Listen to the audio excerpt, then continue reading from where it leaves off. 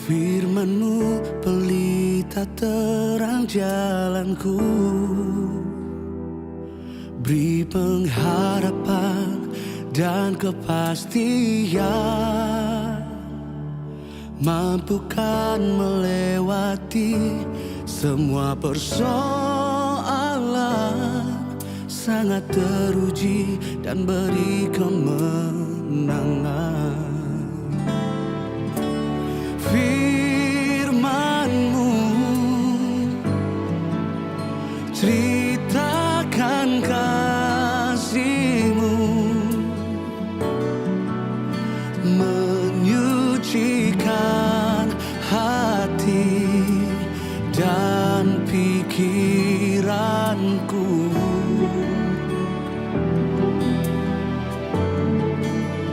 Menjadikan berkah kehidupan kekal, sampai ku menjadi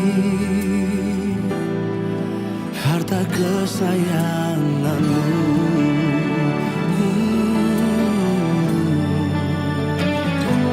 Firman-Mu pelita terang jalanku, di pengharapan dan kepastian, mampukan melewati semua persoalan, sangat teruji dan beri kemenangan.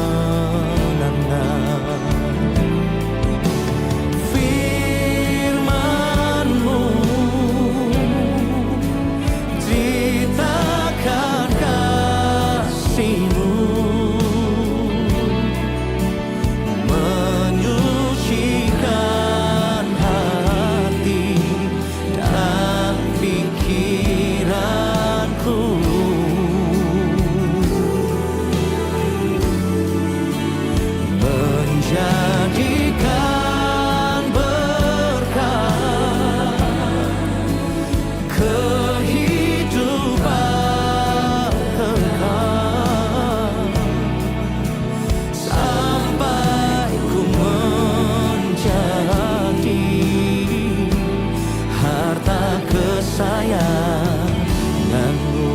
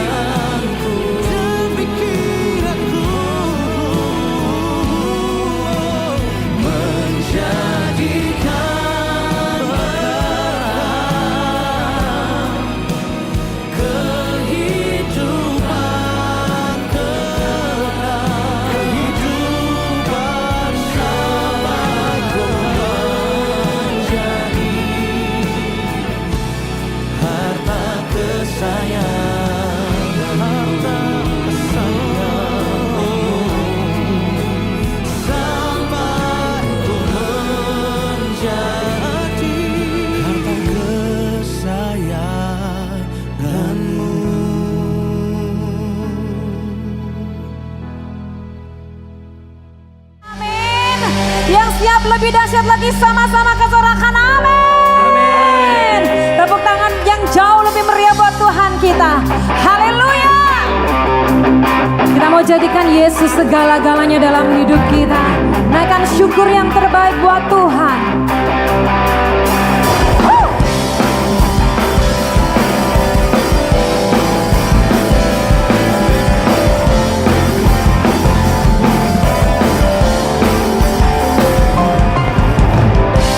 Tunaikan syukur buat segala kekuatan-Mu, kasih-Mu di dalam hidupku.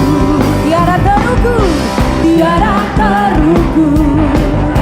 Betapa besar kasih-Mu, sungguh ku kagum akan Engkau. Ya Surabaya semua, Kaulah segalanya, melebihi semua yang ada padaku. Oh Yesus, Kaulah segalanya, seutuhnya ku berikan hatiku untukmu. Amin.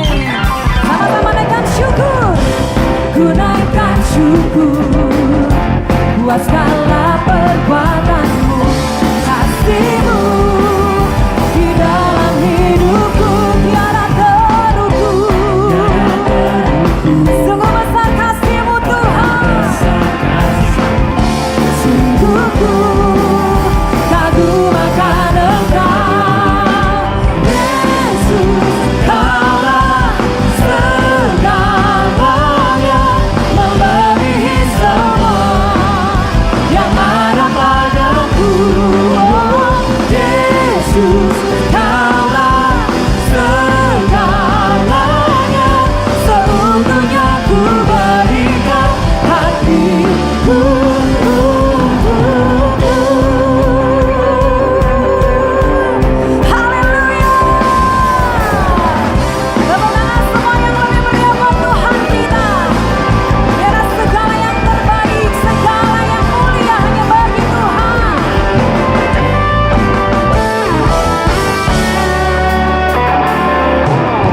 Yesus, Kaulah segalanya, melebihi semua. Lebih dahsyat lagi buat Tuhan, katakan. Segalanya, seutuhnya ku berikan hatiku untukmu. Yesus, Kaulah segalanya, melebihi semua. Sebab Yesus segalanya. Haleluya. Segalanya, seutuhnya ku berikan hatiku untuk. Seutuhnya ku berikan hatiku untuk. Seutuhnya ku berikan hatiku untuk Yesus, Kaulah. Haleluya, haleluya. Silakan duduk kembali. Haleluya. Kami bersyukur Tuhan, terima kasih Kau yang selalu ada. Haleluya, haleluya, haleluya. Terima kasih untuk kesetiaan Tuhan yang nyata dalam hidup kami, yang selalu ada dalam setiap musim hidup kami Tuhan. Menemani kami, menguatkan kami, menuntun setiap langkah hidup kami ya Bapak. Maka di dalam Tuhan, di dalam hadirat Tuhan, di saat kami menyembah-Mu, kuasa-Mu bekerja buat setiap kami. Bahkan Kau menjadikan kami lebih dari pemenang Tuhan. Terima kasih Yesus, terima kasih. Terima kasih untuk anugerah-Mu. Terima kasih Tuhan. Haleluya, haleluya.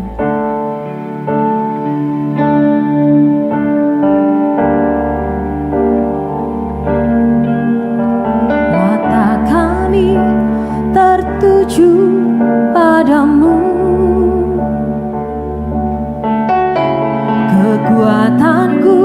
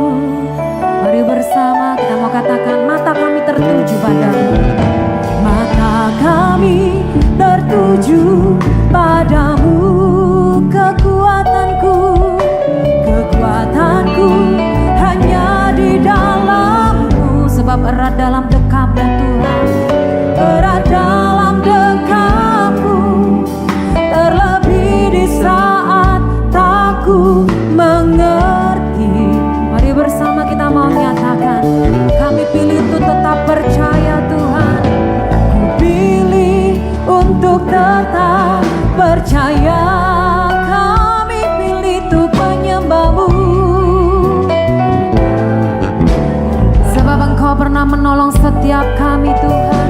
Kau pernah menolongku, Kau punya 1000 cara tuh angkatku. Mari bersama bersyukur, naikkan pujianmu. Anugerahmu jadi perisaiku, mengelilingiku, memeliharaku. Anugerahmu untuk seumur hidupku. Ada saat yang lain pergi. Anugerahmu jadi perisaiku, mengelilingiku, memeliharaku. Anugerahmu untuk seumur hidupku, terjadi dalam hidupku. Mari sama-sama nyatakan, ku pilih untuk tetap percaya Tuhan. Ku pilih untuk tetap percaya. Nyatakan lebih lagi, ku pilih untuk tetap menyembah-Mu. Kau pernah menolongku, Kau punya 1000 cara tuh angkatku. Sebab anugerah-Mu Tuhan. Anugerahmu jadi perisaiku, mengelilingiku, memeliharaku. Anugerahmu untuk seumur hidupku. Ada saat yang lain pergi. Anugerahmu jadi perisaiku Tuhan, mengelilingiku, memeliharaku. Anugerahmu untuk seumur hidupku, terjadi dalam hidupku. Lagi-lagi bersyukur. Anugerahmu jadi perisaiku, mengelilingiku. Anugerahmu besar buat setiap kami Tuhan. Anugerahmu melimpah dalam seluruh hidup kami Yesus. Ada saat yang lain pergi.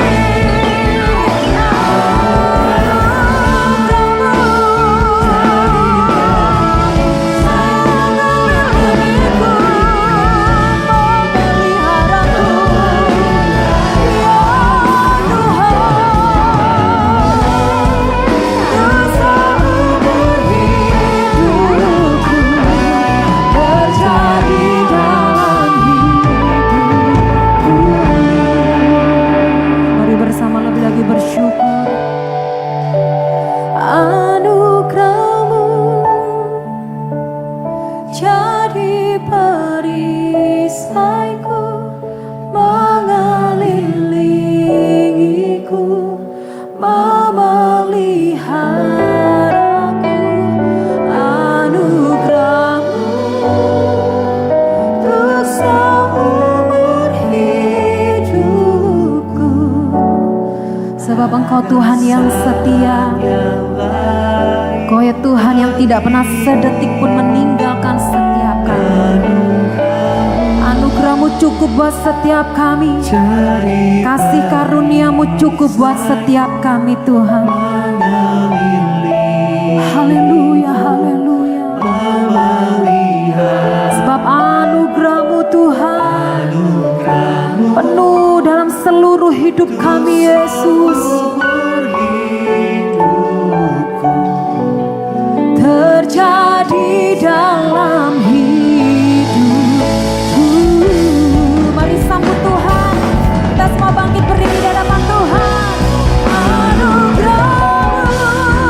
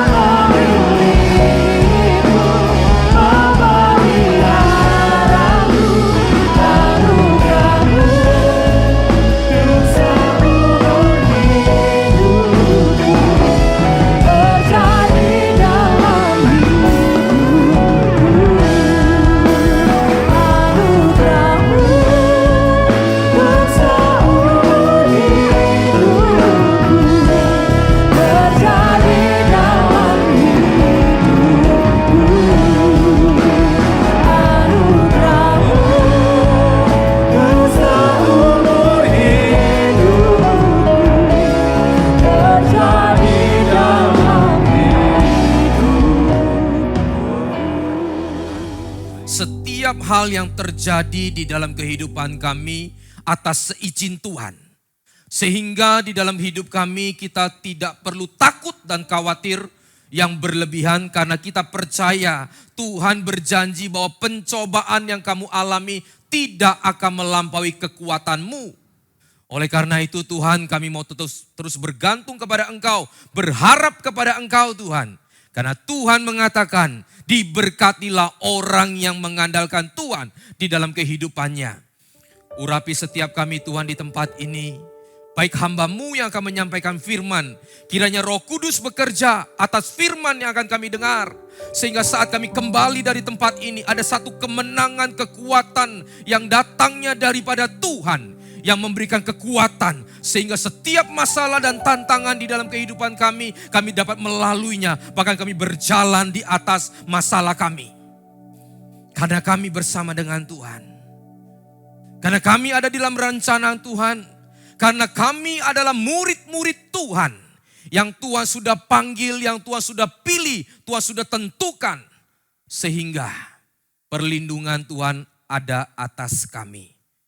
Urapi setiap kami di tempat ini. Di dalam nama Tuhan Yesus, kami sambut firman Allah. Haleluya. Amin. Silakan duduk Bapak Ibu. Shalom. Hari ini kita akan melihat firman Tuhan dengan tema saudara, yaitu perintah dan penyertaan Tuhan kepada para muridnya.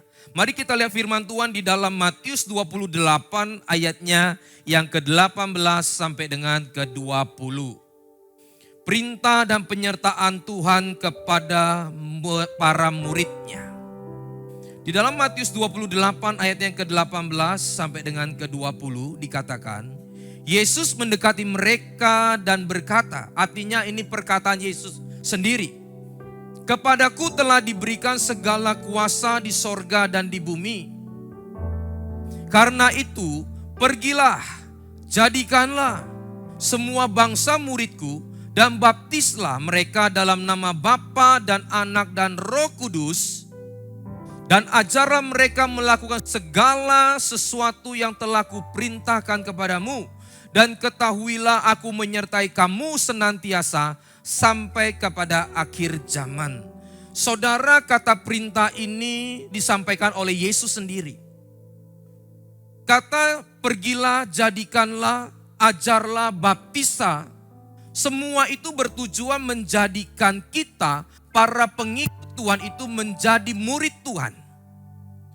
Sampai di sini saudara, kita harus mengetahui bahwa misi Tuhan datang ke dunia ini bukan hanya semata-mata menyelamatkan umat manusia. Katakan amin. Karena saudara, waktu Yesus naik ke atas sorga, dia katakan, pergilah, jadikanlah, baptis mereka, ajar mereka. Untuk apa? Untuk dijadikan seorang murid. Artinya jelas di sini Bapak Ibu, menjadi orang percaya bukan cukup kita diselamatkan, tapi kita harus menjadi seorang murid Kristus. Katakan amin. Ini penting saudara, karena kalau kita tidak mengetahui hal ini, kita hanya berpikir bahwa saya cukup percaya Tuhan dan diselamatkan. Padahal sesungguhnya Tuhan ingin menjadikan setiap kita menjadi murid-muridnya. Bukan hanya pengikut. Bukan hanya ikut-ikutan saudara, tapi kita harus menjadi murid. Yesus kita lihat dia memberikan contoh. Dia punya 12 murid. 12 murid melahirkan 70 murid. 70 murid melahirkan 120 murid. Dan seterusnya dan seterusnya. Dan kita lihat para rasul di bawahnya. Paulus punya Timotius. Paulus juga punya Dimas. Memang pada akhirnya Dimas meninggalkan Paulus karena dia lebih mencintai dunia. Tapi saudara lihat, murid boleh berganti, silih berganti. Ada yang pergi, ada yang mungkin tutup usia. Mungkin karena hal 1-2 hal saudara. Tapi pekerjaan Tuhan tidak akan pernah selesai sampai kedatangan Tuhan kedua kali.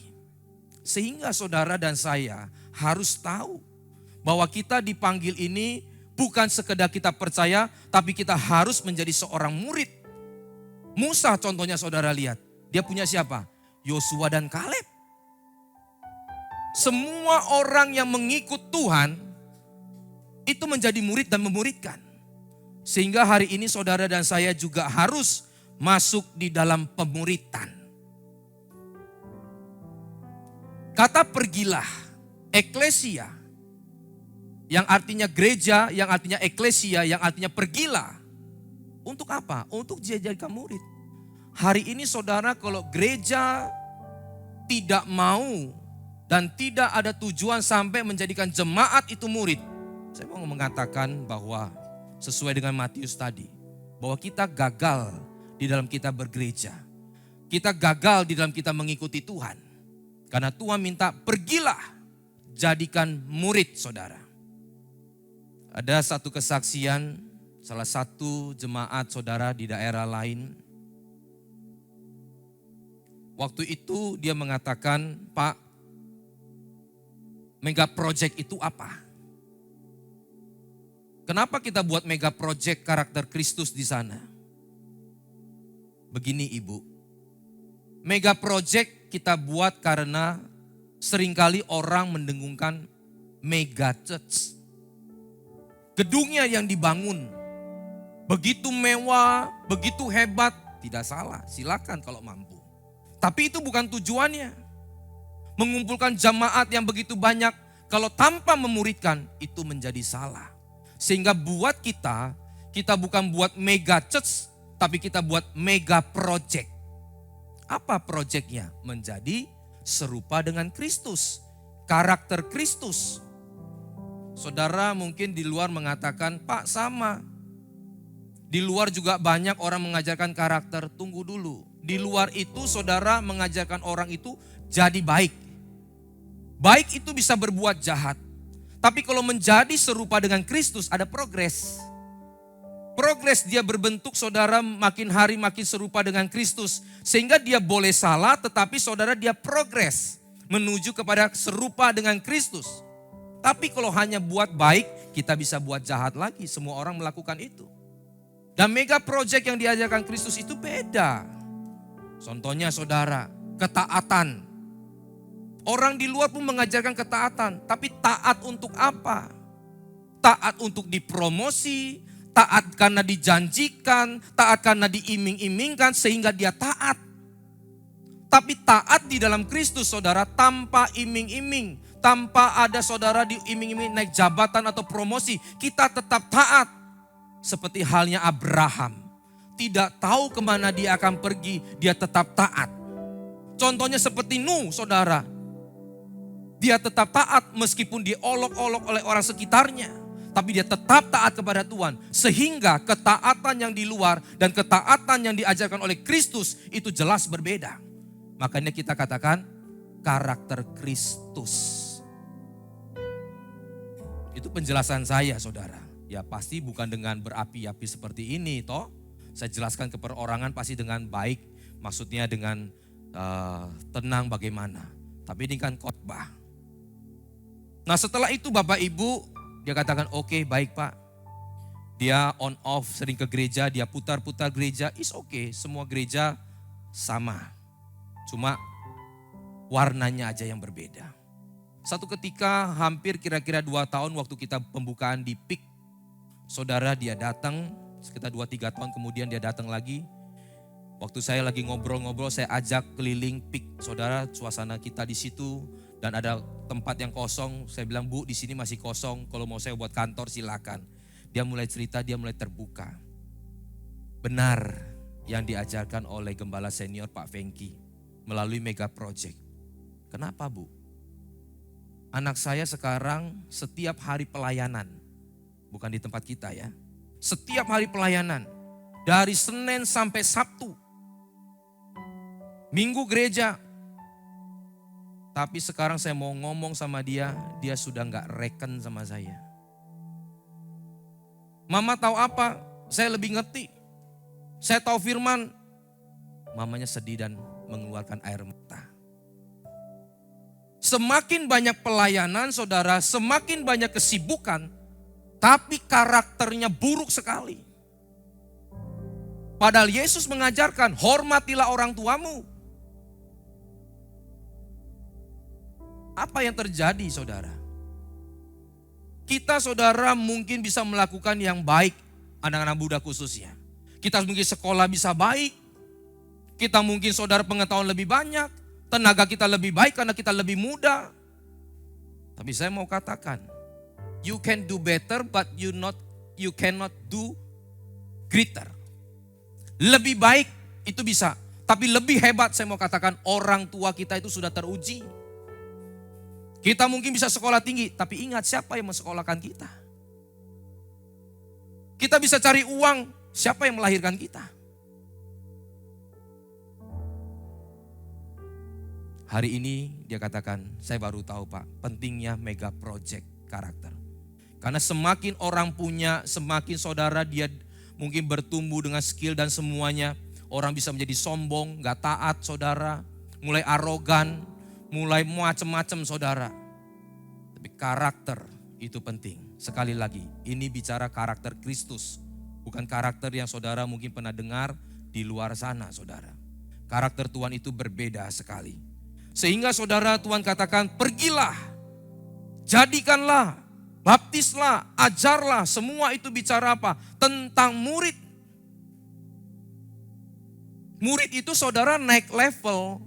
Bukan sekedar kita ikut-ikutan. Awal-awal ya kita boleh ikut-ikutan. Ikut rame-rame itu perlu saudara. Tapi setelah itu kita harus meningkat menjadi seorang murid. Kita boleh ikut Tuhan karena mukjizat, awal gak masalah. Ada orang ikut Tuhan saudara karena sembuh gak masalah. Ada orang saudara ikut Tuhan karena penglihatan, gak salah. Ada orang ikut Tuhan saudara karena berkat, silakan itu ikut Tuhan. Tapi di dalam proses kita mengikuti Tuhan saudara, kita harus meningkat menjadi seorang murid. Saudara ingat, Tuhan baru memberi saja puluhan ribu orang makan 5 roti 2 ikan. 5.000 laki-laki, selebihnya wanita dan anak-anak itu hampir 20.000. Waktu Yesus berjalan dari satu kota ke kota lain, mereka juga ikut sebagian. Dan waktu Tuhan katakan, burung punya sarang, singa punya liang, anak manusia tidak punya tempat untuk meletakkan kepalanya. Barang siapa ingin ikut aku, sangkal dirimu dan pikul salibmu. Satu-satu mulai jalan saudara. Saudara satu-satu mulai dia tinggalkan Tuhan. Rupanya seringkali banyak orang ikut Tuhan itu hanya karena urusan jasmani. Hanya urusan karir, hanya urusan mukjizat, hanya urusan perut. Dan bahkan seorang rasul pun saudara, Yudas. Rasul ini saudara. Tapi karena urusan perut, akhirnya gagal menjadi seorang murid Tuhan. Dia jual Yesus. Dimas, murid dari Paulus, akhirnya meninggalkan Paulus setelah dia lihat Paulus di penjara. Gak enak pelayanan, rupanya seperti ini. Dia tinggalkan Paulus. Dia lebih mencintai dunia. Gak gampang memang. Tapi saya mau katakan, kalau kita mau masuk di dalam apa yang Tuhan sudah katakan ini saudara, nanti kita akan lihat. Tuhan juga akan menyertai. Makanya saudara, kalau kita berpikir itu, berpikirlah saudara dari atas kepala itu ke perut. Kalau tadi saya katakan bukan urusan perut, bukan berarti saudara dan saya itu tidak kerja, tidak memikirkan perut. Ya, karena Tuhan katakan manusia itu bukan hidup dari roti saja, artinya perlu makan. Bangsa Israel di padang gurun pun Tuhan pelihara dengan makanan. Elisa saja Tuhan juga pelihara dengan burung gagak diberi makan. Artinya Tuhan tahu bahwa manusia itu perlu makan. Tapi bukan itu tujuannya, bukan itu cara kamu berpikir, bukan dengan cara itu kamu mengikuti Tuhan. Bukan dengan cara itu. Sehingga saudara lihat, orang yang pola pikirnya dari perut ke atas atau dari atas ke perut itu berbeda. Orang kalau dari perut ke atas, maka saudara apapun dia lakukan segala cara untuk dia penuhi perut ini, baru dia berpikir. Mungkin dia bisa menipu, mungkin dia bisa menghancurkan orang, bagaimana dia saudara berlaku yang enggak. Yang penting perut ini keisi. Nah itu bahayanya kalau kita ikut Tuhan, kalau bilang urusan perut. Tapi bukan berarti kita nggak perlu ngisi ini perut. Makanya berpikirlah. Minta hikmat Tuhan. Berdoa sama Tuhan. Bagaimana supaya perut ini tetap bisa terisi. Artinya kita bertanggung jawab. Kita tetap makan. Kita ada keluarga. Kita ada pekerjaan. Tapi berpikir yang bagus. Sesuai dengan apa yang Tuhan inginkan. Bukan soal perut. Makanya dikatakan manusia bukan hidup dari roti saja. Tapi hidup dari setiap firman yang keluar dari mulutnya Allah. Sehingga dari atas datang ke pikiran kita, baru kita ngomong urusan karir, urusan perut, urusan yang lain-lain. Itu berbeda. Nah itulah yang Tuhan tuntut di dalam kehidupan kita Bapak Ibu. Menjadi murid. Lalu selanjutnya dikatakan pergilah, jadikanlah, baptislah dan ajarlah. Ini adalah satu kalimat perintah yang Tuhan berikan kepada murid. Perintah Bapak Ibu. Kalau perintah saudara seperti komandan kepada prajurit. Tidak ada tanya kapan, di mana, enak gak? Tapi kalau seorang prajurit saudara itu hanya bicara tentang siap laksanakan. Nah ini saya kalau melihat anak muda saudara, kalau mereka bilang bisa gak kamu pergi sini? Siap laksanakan. Wih saya ikut semangat. Tapi kalau begitu lihat anak muda bisa gak? Tunggu dulu Pak, tak pikir dulu ya. Pikir, gak jadi tuh. Besok mau gak ke gereja? Iya Pak, tak usahakan ya. Saudara, seorang pejuang itu bukan usaha. Seorang pejuang itu berjuang, katakan amin. Seorang murid itu bukan katakan diusahakan. Boleh kita selentingan ngomong gitu is okay. Tapi kita harus naik dengan kata berjuang. Karena Tuhan bukan cari orang pengikut, tapi dia cari prajurit dan murid. Prajurit itu berjuang. Sehingga saudara tanya kalau seseorang, besok mau nggak ikut ke sini? Saya usahakan, itu 90% nggak datang. Betul? Cuma basa-basi, takut tersinggung orang. Saya usahakan. Tapi kalau siap laksanakan, saya perjuangkan Pak. Nah, itu sudah ada niat. Nantinya mungkin bisa gagal jatuh bangun, itu urusan kedua. Tapi ada satu tekad yang bulat. Waktu dia memperkatakan itu saya siap laksanakan, mau. Maka saudara Alkitab pun mengatakan seorang prajurit yang siap berperang, dia tidak memikirkan urusan hidupnya. Dia tidak memikirkan dirinya sendiri, yang dia tahu hanya menyelesaikan tugasnya. Jadi saudara bedanya begini, kalau diusahakan, ya saya kan cuma ngomong diusahakan, rata-rata gak datang. Tapi kalau berjuang itu saudara, meskipun ada halangan, tantangan, godaan, dia tetap akan berjuang sampai apa yang dia katakan itu dia lakukan. Makanya di dalam kekristenan itu saudara berjuang. Ya. Gembala senior dulu pernah ngomong, kita jadi Kristen itu bukan menjadi seorang hero, tapi menjadi seorang warrior. Pejuang, bukan seorang pahlawan. Pahlawan nanti setelah kita menang. Tapi selama kita ada di dunia ini, kita hidup harus berjuang. Sehingga apa saudara? Sehingga setiap perintah yang Tuhan katakan pergilah, ini kan kata perintah. Ajarlah perintah, baptislah perintah, jadikanlah perintah. Semua ini saudara artinya apa? Memerintahkan kepada kita untuk ikut Tuhan itu sungguh-sungguh. Dan ada harga yang harus dibayar. Di dalam pelayanan sama. Pelayanan saudara bukan apa yang kita suka. Tapi di mana kita dibutuhkan itu kita layani. Ke gereja juga sama. Bukan saya waktu sempat. Saya waktu ada sisa waktu buat baru Tuhan. Tidak.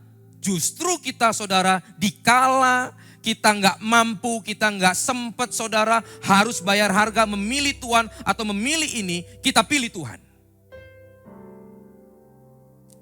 Kita lihat dulu di dalam Yohanes 21 ayat yang ke-18.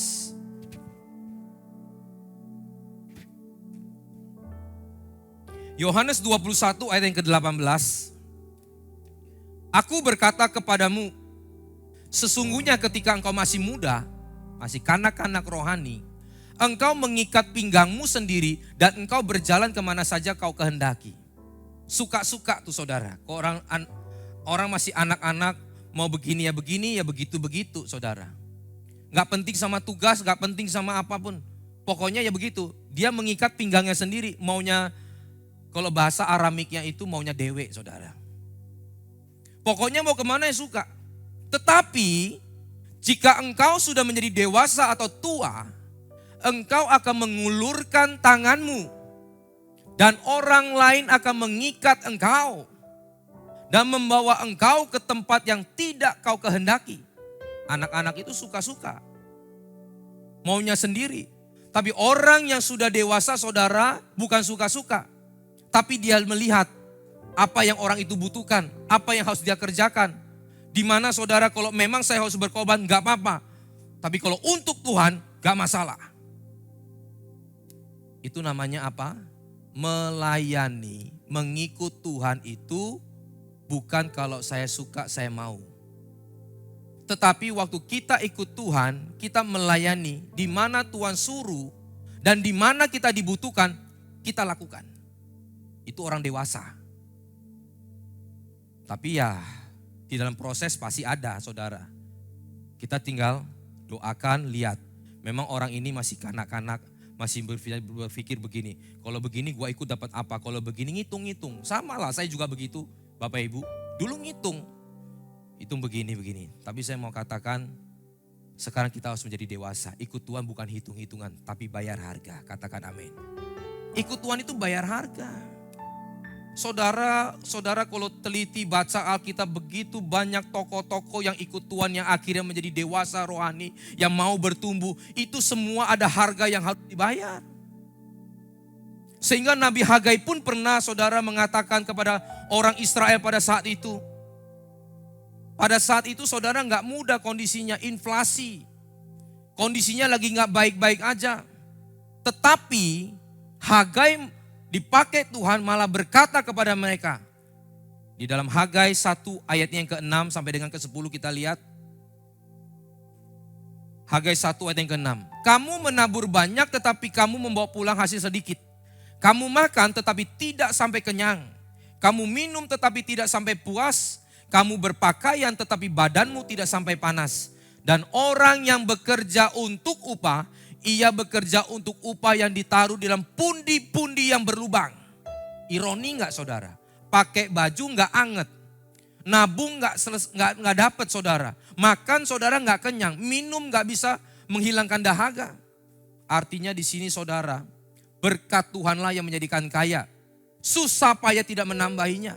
Kita boleh berusaha, kita boleh bersusah payah. Tapi saya mau katakan, yang mendatangkan damai sejahtera, yang bisa memuaskan kita, yang bisa memberikan kekenyangan kepada kita, itu hanya Tuhan.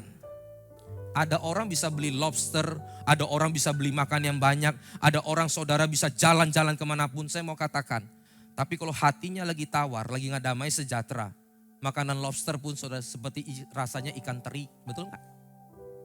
Tapi saudara lihat, orang-orang Kristen yang cinta Tuhan, yang anaknya banyak saudara, rumahnya sederhana, mungkin kos-kosan. Makan dengan nasi puji dan kecap, hanya dengan mungkin dengan mie instan saudara. Tapi karena dia berjumpa dengan Tuhan, rasa Indomie, rasa spaghetti. Kira-kira seperti itu.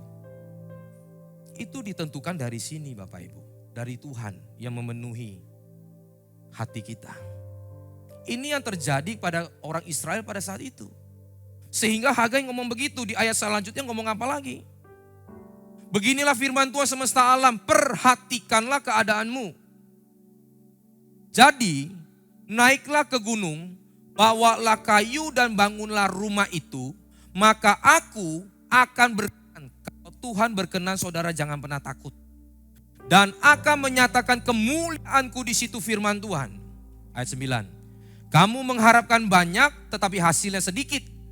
Dan ketika kamu membawa ke rumah, aku menghembuskannya. Oleh karena apa? Demikian firman Tuhan semesta alam. Oleh karena rumahku reruntuhan, sedang kamu masing-masing sibuk dengan urusan rumahnya sendiri. Ayat 10. Itulah sebabnya langit menahan embunnya dan bumi menahan hasilnya. Saudara, saya mau katakan sekali lagi. kondisi pada saat itu gak baik-baik saja. Lagi inflasi, mereka lagi kesusahan makan. Tapi perintah Tuhan, saudara, sering bertolak belakang dengan kita. Malah dia katakan ambil kayu bangun rumah Tuhan. Cari Tuhan saudara. Orang mungkin berpikir begini, Pak cari Tuhan bangun rumah Tuhan. Rumah sendiri aja belum dibangun, kan begitu. Cari Tuhan Pak, kerja aja 10 jam hasilnya begini. Apalagi cari Tuhan kerjanya 8 jam makin gak nutup. Itu cara kita Bapak Ibu. Tapi cara Tuhan itu beda. Cari Tuhan. Tuhan memberikan hikmat, sukacita, damai sejahtera, pikiran yang tenang. Kuat, berani bukan arogan. Berani saudara menghadapi setiap masalah. Sehingga saudara kita akan menemukan jalan keluar. Itu maksudnya. Kenapa sih kita berdoa? Saudara berdoa itu tujuannya apa? Merubah rencana Allah? Bukan. Tuhan kalau sudah punya planning, punya blueprint, saudara jangan berpikir saya berdoa blueprintnya Tuhan robah. Tidak, kita berdoa supaya kuat di dalam rencana Tuhan, katakan amin. Jangan kerubah, jangan pola pikirnya salah Bapak Ibu. Saya berdoa Tuhan, supaya ngerubah apa yang Tuhan mau begini, saya robah begini. Memangnya Tuhan itu siapa? Kita ini siapa? Kita berdoa sama Tuhan, minta petunjuk Tuhan, sekaligus minta kekuatan dan kesabaran untuk kita masuk di dalam rencana Tuhan. Lalu kita pegang ayat firman Tuhan, rancanganku adalah damai sejahtera yang penuh harapan. Tuhan tidak pernah merancang sesuatu yang jahat, yang mencelakakan hidupmu. Pegang itu. Sehingga meskipun kita ada di dalam rencana Tuhan, Tuhan gak pernah jahat sama kita. Pegang itu. Itu janji Tuhan. Saudara, Musa punya murid yang namanya Yosua. Musa pernah menyeberangi Laut Merah. Waktu Musa meninggal, pekerjaan Tuhan harus berjalan. Menuntun bangsa Israel menuju tanah Kanaan. Dia harus nyebrang yang namanya Sungai Yordan. Yang saudara yang sudah pernah ke Israel bukan Sungai Yordan yang kita lihat air-airnya tenang. Sungai Yordan pada saat itu saudara ada waktunya pasang, ada waktunya surut. Dan ada waktunya kadang-kadang itu banjir. Dan kondisi pada saat itu lagi kondisi banjir. Seperti halnya Hagai ini, kondisinya lagi inflasi. Perintah Tuhan kepada kita saudara, bukan saat di waktu kita lagi enak-enak, lagi begitu. Lalu sama dengan apa yang kita pikirkan, tidak. Bisa saja saudara Yosua mengatakan, kenapa Tuhan harus kondisi lagi banjir begini? Tunggu aja seminggu. Kenapa Tuhan enggak langsung berhentikan banjirnya, kasih yang lagi kondisi surut? Kan jalannya lebih enak. Begitu bukan saudara? Tapi Tuhan enggak begitu cara kerjanya. Dia mau melihat saudara iman daripada Yosua dan pengikut dan murid-murid yang lain.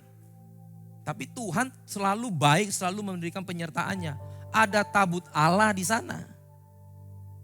Sehingga saudara Tuhan ngomong sama Yosua, tabut Allah itu taruh di depan.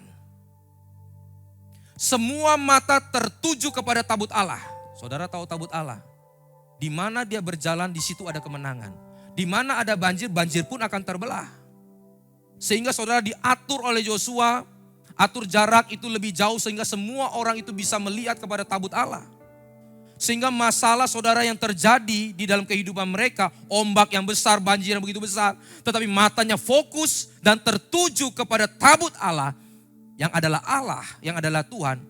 Maka waktu tabut Allah itu jalan, laut itu mulai terbelah dan mereka bisa melewati Sungai Yordan itu.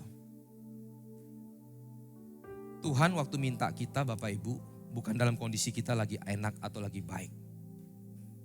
Justru di situ akan melihatkan kualitas iman kita. Tapi tetap percaya, arahkan pandanganmu kepada Tuhan. Maka Tuhan akan menyertai kita. Dan selanjutnya saudara ayat yang di dalam 20 tadi. Maka aku akan menyertai engkau sampai kepada akhir zaman. Itu janji Tuhan. Manusia kalau janji saudara lihat kondisi. Kalau memang mampu dia tepati. Kalau Tuhan itu enggak, kondisi apapun pasti dia tepati. Asal kita mau nurut. Tuhan berjanji kepada Abraham pasti terjadi. Tapi di tengah-tengah perjalanan Abraham enggak nurut.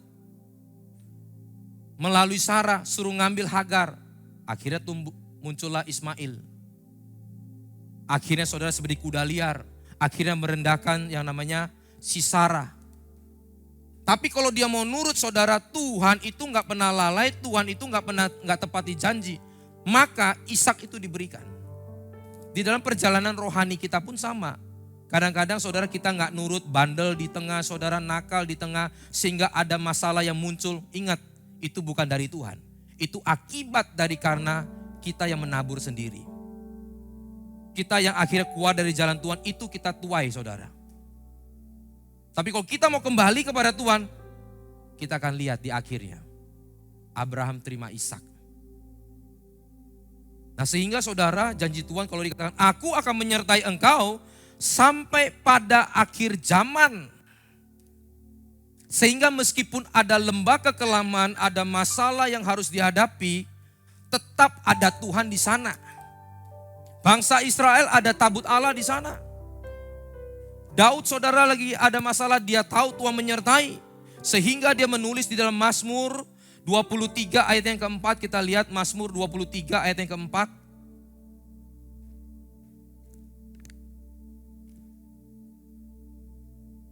Sekalipun aku berjalan dalam lembah kekelaman, aku gak takut bahaya. Sebab apa? Tuhan besertaku, Allah Immanuel. Gadamu dan tongkatmu itulah yang menghibur aku. Luar biasa Bapak Ibu. Dikejar-kejar sama Saul. Dikejar-kejar ingin dibunuh. Semua tentara sebagian saudara mengkhianati dia. Tapi Tuhan ngomong, di tengah-tengah lembah kekelaman pun ada aku di sana, jangan takut. Di dalam terjemahan Inggris saudara, Mazmur 23 ayat 4 ini dikatakan apa? Coba kita lihat. Ada hal yang luar biasa saudara di dalam terjemahan Inggris. Though I walk through the valley of the shadow of death. Lembah kekelaman saudara, itu ditulis dengan kata the shadow of death. Bayang-bayang kematian. Pengertiannya apa Bapak Ibu? Bayangan itu bisa matikan kita enggak? Bayangan saya Bapak Ibu, kalau saya kira-kira nendang begini, bayangan saya bisa sakiti kita. Waktu di lembah kekelaman, Daud itu bisa mendengar suara serigala. Dia mungkin saudara melihat ular tedung. Tapi itu hanya bayangan suaranya saja. Suaranya dan bayangannya itu tidak pernah bisa menyentuh Daud. Dan tidak bisa membunuh Daud. Nakut-nakutin bisa. Makanya hari ini saya mau katakan lembah kekelaman yang kita hadapi, masalah yang kita hadapi bisa nakuti kita. Tapi itu tidak bisa membunuh kita, katakan amin. Itu jaminan daripada Tuhan. Saya tutup saudara. Ada satu cerita luar biasa sekali perjalanan rohani kita di Israel. Beberapa teman-teman dari sini ikut. Saya pikir saya perlu ceritakan lagi ini Bapak Ibu. Karena pilgrim kita disebut pilgrim ya, bukan tour. Pilgrim itu perjalanan rohani. Artinya waktu kita pergi ya kita boleh shopping, kita boleh senang-senang, kita banyak hal yang dilakukan, boleh foto-foto khususnya. Betul nggak? Ini kalau sampai ke satu negara nggak foto katanya nggak abdol. Apalagi ya bukan ibu-ibu, bapak-bapak juga sama. Ya. Kalau pergi satu tempat saudara ada ini, wah foto. Pokoknya kalau udah bicara foto masalah selesai semua. Masalah seberat apapun saudara lihat mataku lagi cemberut begini ya. Begitu mau foto dia senyum. Begitu. Itu kelebihan. Tapi waktu kita jalan saudara kita ada pergi di satu tempat padang gurun. Itu namanya En Gedi. En Gedi itu adalah tempat di mana Daud dikejar sama Saul.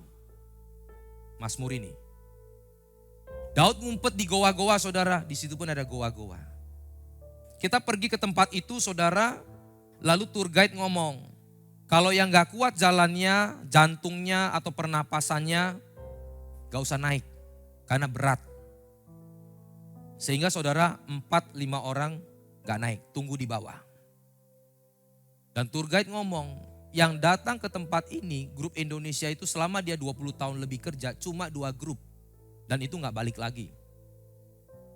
Kita grup ketiga. Kenapa saudara? Karena panas terik buat kita gosong, capek, gak ada yang mau, gak ada apa-apa, cuma padang gurun. Ya ada sih rusa Eropa, hanya ada di situ, Eropa pun gak ada, tapi namanya rusa Eropa. Waktu kita pergi mungkin dia lagi di dalam goa, gak keluar. Panas luar biasa.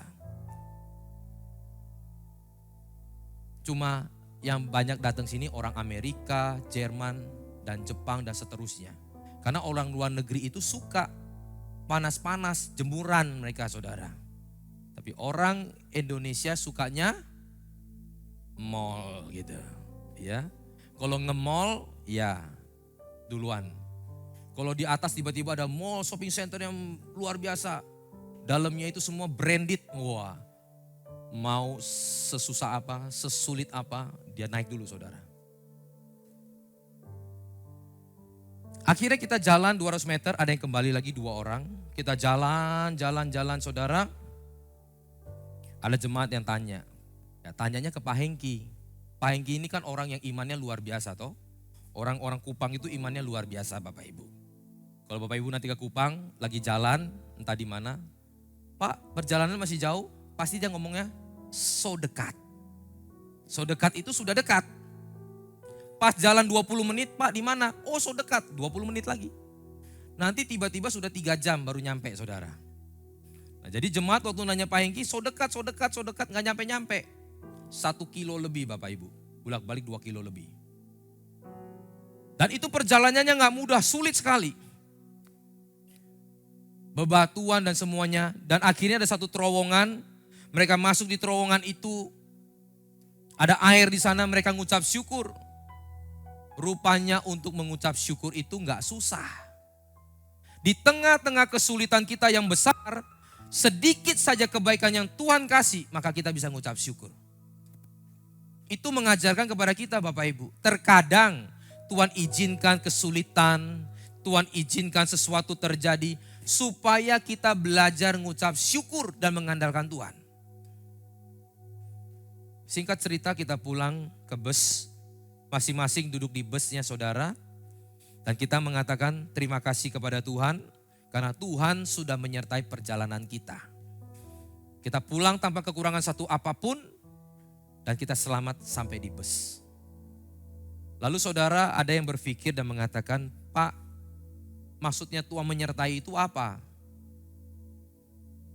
Yang ada kita capek, kepanasan, gosong. Penyertaan Tuhan di mana Pak? Itu bertanya saudara ya. Itulah saudara kita. Kita merasa kalau Tuhan menyertai harus ada sesuatu yang kelihatan kasat mata. Kalau enggak kelihatan Tuhan enggak menyertai. Pada saya mau katakan sesuatu yang enggak kelihatan itu belum tentu enggak ada. Saudara lihat ada udara di sini? Saudara bisa melihat oksigen di sini? Tidak. Tapi yang tidak kelihatan itu justru memberikan kehidupan kepada kita. Tuhan itu tidak terlihat. Tetapi karya, pekerjaan, dan penyertaan Tuhan di dalam kehidupan kita selalu menyertai kita. Kita diberikan kesehatan, apapun saudara. Bahkan kemarin ada kan kesaksian orang sampai kanker prostat saudara. Cuma minta dimasukkan ke doa pagi, didoakan apa? Minta supaya bisa buang gas. Ya kalau bahasa kerennya kentut saudara. Ya, bayangin, karena dia dibius total. Dibius total. Dianya siuman, pencernaan, ususnya belum bangun. Itu istilahnya saudara. 1 hari gak bangun, 2 hari gak bangun. Sehingga belum boleh makan, tetap infus, tetap kasih makan pakai selang. Kan susah, nggak boleh pulang juga. Harus tunggu sampai ini bangun ususnya. Tandanya dia sudah bangun dan bekerja apa? Kentut.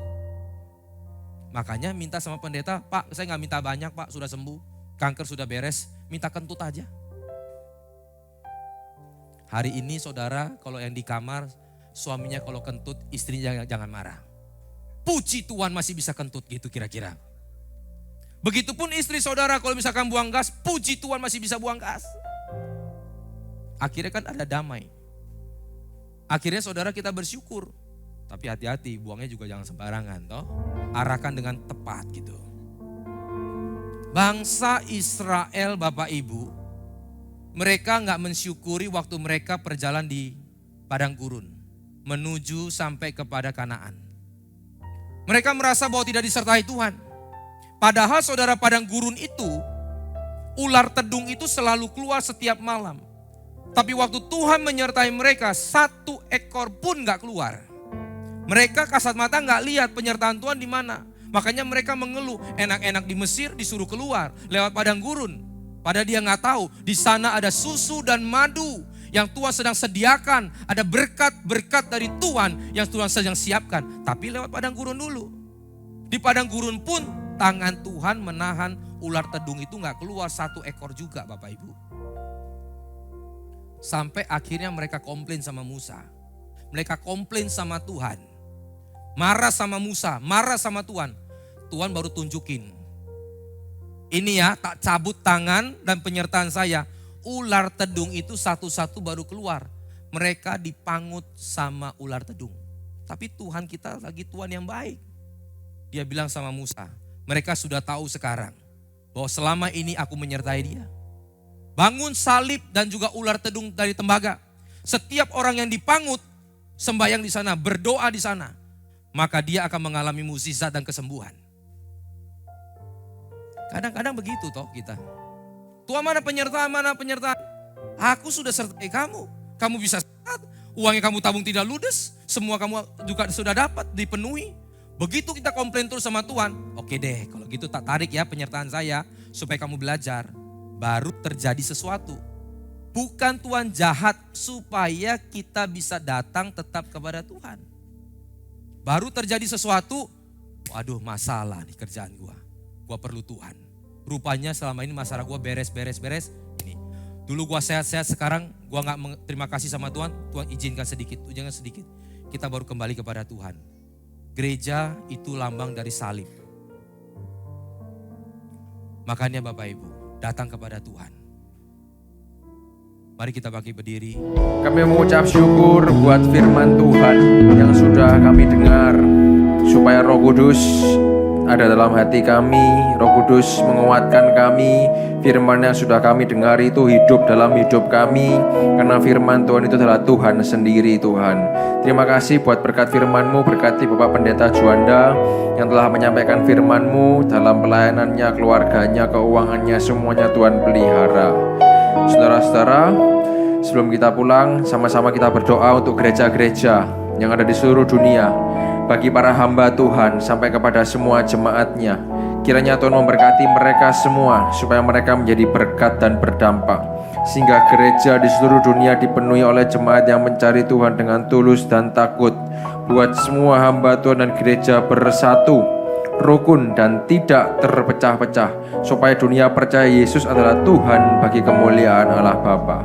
Demikian juga untuk gereja di mana kami Engkau percayakan untuk kami mengembalakannya, yaitu gereja Blessing in the Spirit. Tuhan, kami berdoa untuk persembahan dari jemaat. Kiranya Tuhan menerima dan membalas berkali-kali lipat. Biar persembahan ini berkenan kepada Tuhan sebagaimana persembahan Abel. Tuhan, beri kemurahan-Mu, balaslah kebaikan dan kerelaan hati jemaat. Jaga dan lindungi mereka, serta pelihara mereka beserta keluarga, pekerjaan, dan kesehatannya. Mari saudara-saudara, sama-sama kita tegakkan kedua tangan kita di dada. Firman Tuhan berkata, jagalah hatimu dengan segala kewaspadaan, karena dari sanalah terpancar kehidupan.